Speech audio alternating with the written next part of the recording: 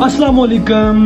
आप देख रहे हैं तास वकास अहमद, जहां हर बात का एक मतलब है। 10वीं सदी का जमाना दुनिया अंधेरों में डूबी हुई थी, जहां जादू, तोहम परस्ती और जहालत का राज था। वही मशरिक की धरती से एक चमकता हुआ सितारा तुलू हुआ।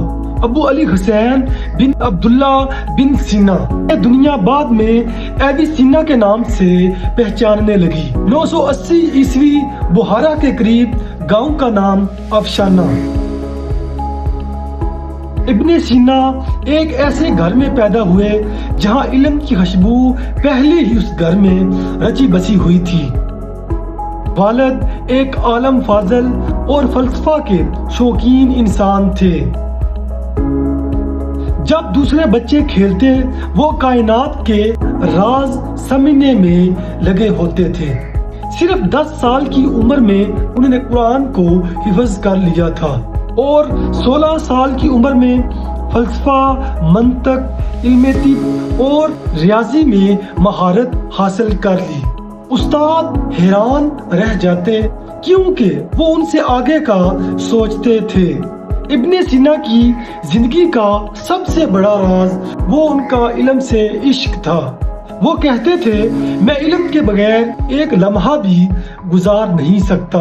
जब कोई उनको मसला समझ ना आता तो वुजू करते, मस्जिद में जाते और अल्लाह से ये दुआ, ऐ रब मेरे लिए इल्म के दरवाजे खोल दे, और फिर वापस आकर मुतालिया दोबारा शुरू करते।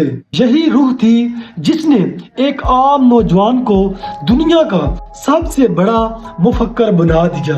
कहा जाता है एक दिन समनानी बादशाह सख्त बीमार हुए। दर्जनों हकीम आए लेकिन वो नाकाम रहे। इब्ने सीना को बुलाया गया। नौजवान थे लेकिन उस वक्त पुर एतमाद थे।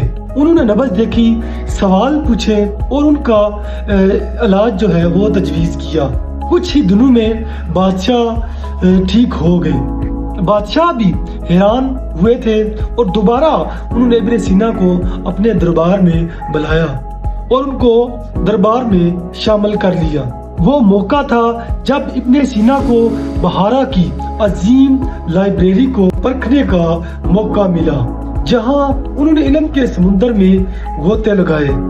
इब्ने सीना ने अपनी जिंदगी में 450 से ज्यादा किताबें लिखी, लेकिन 2 किताबें ऐसी थी जिन्होंने दुनिया को ही बदल दिया। अल कानून फी तिब की दुनिया की सबसे मशहूर किताब, जिसे 600 साल तक यूरोप की यूनिवर्सिटियों में एज आ निसाब पढ़ाया जाता रहा और उसको समझा जाता रहा। इस किताब में जिस्म, दिलो दिमाग और दवाइयों का हैरत अंगेज इल्म मौजूद था। उसी किताब अल शफा, जिसमें फलसफा, मंतक, तिब्बियात और रियाजी का इंसाइक्लोपीडिया था, जिसने बाद के फलसफियों जैसे इब्ने रुशद, रॉजर बेकन और दिकारत तक को मुतासर किया। यूरोप में उन्हें द प्रिंस ऑफ फिजिशियंस कहा जाता है, यानी हिकमत का शहजादा। जिंदगी एक मुसलसल सफर रही। कभी बुहारा, कभी गरकान, कभी हमदान, कभी असफहान।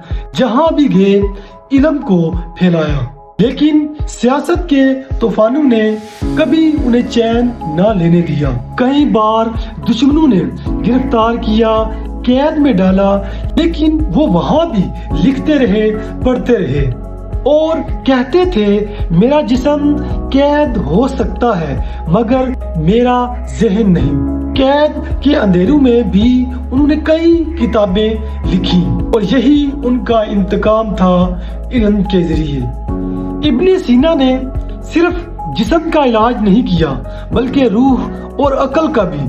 वो कहते थे, अकल और ईमान दुश्मन नहीं बल्कि दोनों मिलकर सच्चाई की तलाश में चलते हैं। उनके नजरियात ने सदियों बाद आने वाले फलसफियों को सोचने पर मजबूर कर दिया।